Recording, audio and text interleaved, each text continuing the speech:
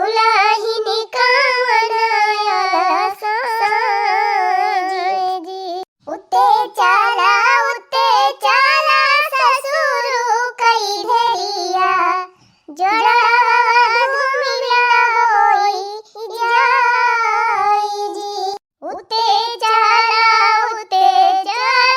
ससुर कई धेरिया जोड़ा धुमिला होई जाई जी यतानी वचन सुनई दुल्हिन कावना राम आपन पिछड़ा झरी हाजी यतानी वचन सुनई दुल्हिन कावना राम आपन पिछड़ा झरी हाजी अब सुख सुहावा ससुर के पुतावा अब मनल हर कर जाब हो अब सुख सुहावा हो ससुर के पुतावा अब मनल हर का जाब हो एक बना गईली दूसरा बना गईली तीसरे माँ पड़ा नदीनार जी एक बना गईली दूसरा बना गईली तीसरे माँ पड़ा नदीनार जी अपनी नींदिया भैया तिरवा लगावा हमका उतर होई पार हो तुम कतनी भैया हमका उतर होई जी तुम कातौ देबई केवटिन हाथे कई मुनरिया केवटिन का देबई गले हार जी आगी लागई रानी तोरे हाथे कई अंगूठिया बजारे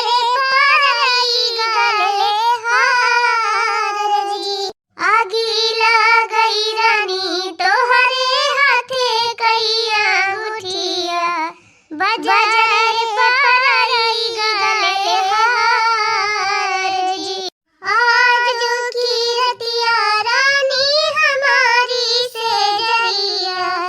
काली उतर वही पार जी आज की रतिया रानी हमारी से जरिया काली उतर वही पार जी